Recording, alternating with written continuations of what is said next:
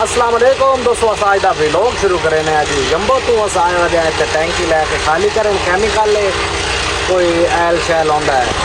तो टैंकी अपनी खाली होंगी। खाली पैंप शैंप लगे पैन तुस वेख सकते हो। ये वेखो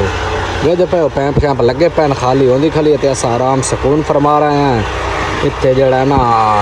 शार्टर उधर पावना पौंदा है या तो बात वर्दी होंगी वो पा के आओ, लेकिन साढ़े को अपना शार्टर उधर वधा या सौ पा लिया है। ਹੁਣ ਟੈਂਕੀ ਸ਼ੈਂਕੀ ਖਾਲੀ ਹੋਵੇ ਸੀ ਤੇ 5-6 ਵਜੇ ਤਾਈਂ ਹੋਵੇ ਸੀ ਤੇ ਉਸ ਤੋਂ ਬਾਅਦ ਅਗਲੀ ਰੂਟੀਨ ਤੋਂ ਨਾਲ ਸ਼ੇਅਰ ਕਰਨੇ ਆ।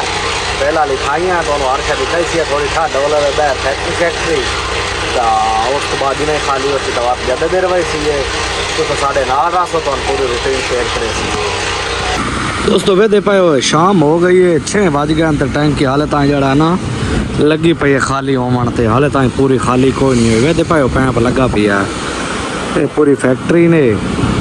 खाली हो सी तो वत साड़ी जान छुट सी, लेकिन फिलहाल आधे घंटा दो होर ही लग सी। ये चेक करो टाइम 6:17 हो गए तो असा जी टैंकी ओ लाई आई तकरीबन कोई सुबह 9-1 बजे ते हाले ताईं खाली कोई नहीं हुई। हाले ताईं लगी खली है ठीक हो गया।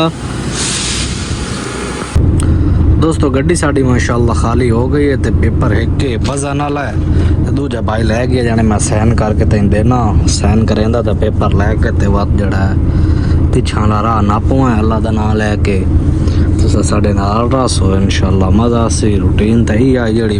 वेदे पाओ अज यानी कि टैंकी सुबह लाया आया से सुबह लाई आई हूँ शाम हो गई है रात तो हूँ खाली हो गई है तो हूँ इंशाल्लाह वापस देर बहने फैक्ट्री मिल जाई ने आयल शैल बनता है वेदे पाओ।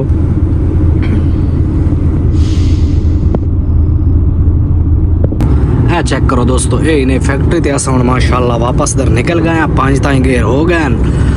ते असा जड़ा ना आराम सुकून नाल हुण इंशाल्लाह अल्लाह ने याद करके ते जदे अल पासे मुंह कर दिता जंबो विचों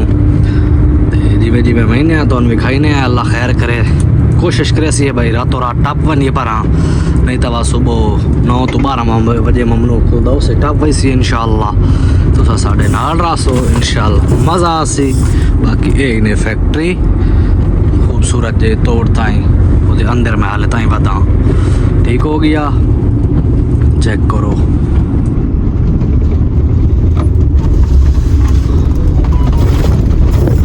चेक करो जनाब अस अपना सफ़र जड़ा वो छिक्यो होया नाल जड़ा है ना अजीज मियाँ दाद भी चलता पिया थोड़ा थोड़ा उन्नी इंजॉय कर रहे हैं तो अपना सफ़र जड़ा छिकी पाए अल्लाह खैर करे इंशाल्लाह। 12 बजे ताईं शहर वड़ गई सी हो गए तकरीबन कोई 8:30 ते बाकी रोड बिल्कुल लुगा राती चलावन का मज़ा आंदा है, लेकिन जे नींद ना आई होगी होवे तां बाकी होवे ते भाई चन्न भी अज जड़ा ना पूरा होया खला यानी कि ना चोण चानन भी है चाननी रात लगती पई है अज। बाकी जड़ा अस अपना सफ़र छिकी पाया तुस साढ़े नाल रसो रूटीन अज दी है जी तुहानूं विखाई है। मजीद ही अगर तुहानूं विखाने काशा और नज़र आंदी है तां कोई नवीं गल। दोस्तों सफ़र मुकदा ही नहीं पिया तो असा पहुँचे वधे हैं जनाब अली ये हुण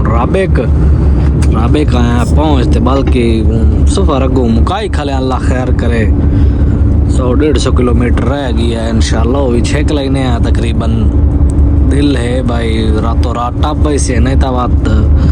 वेने अगर रश होया तो बात सैं पहुँची तो बात सुबह 9 तो 12 वाले टप सी एडी मजबूरी कोई नहीं।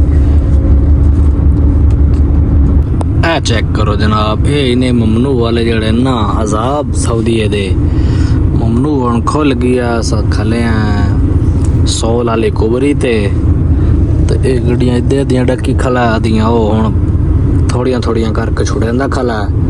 ओ वेदे पे सावे शुरता खला है, लेकिन अच्छा काम इन्हां दा क्योंकि थोड़ियां छुड़ेंदे कि रश नहीं बनता सारियां कट्ठियां छोड़े ना तो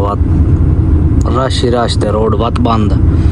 ते हुण सन डकी खला हुण पर सीधियां छोड़ी खला वत दू वाले छुड़े सी। चलो कोई नहीं हुण वत मैंने अल्लाह खैर करे जेल्ले छुड़ेंदा तां इत्थे आके वेट शेट करींदा है जेड़ी कुबरी है ना इस दे थल्ले अगर जेल्ले ममनू दा टाइम होवे तो इस तो अग्गा नहीं वजन देंदे। इस तो अग्गा वैसे तो पार्किंग शार्किंग भी कोई नहीं ते अगू बाद जेल्ले तुसां साइयां दे बूहे ते वाने पड़ वैसे तो सोना करके मुखालफा देंदे फाइनली दोस्तों अस पहुंचे हैं जद्दा सिटी यानी कि जद्दा शहर वाला है तो तकरीबन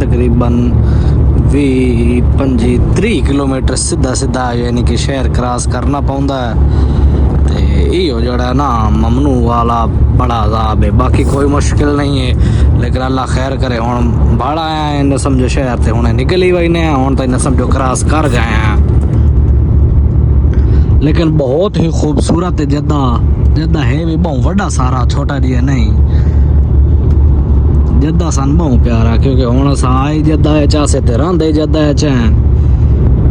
इस वास्ते सानू जद्दा जड़ा छोड़न वास्ते दिल नहीं आता यानी कि जद्दा साडा दूजा घर है वे पाओ जद्दे दा रश है इने सारे कारां ही कारां ठीक है जिवें अपने पाकिस्तान च मोटरसाइकिल हैं इत्ते कारां हैं इस वास्ते इतना रश है ठीक है ये तो सान डक्की रख देन कारां हाले चलो अल्लाह खैर करे हुन तो इन्हें समझो बाहर निकले खाले हैं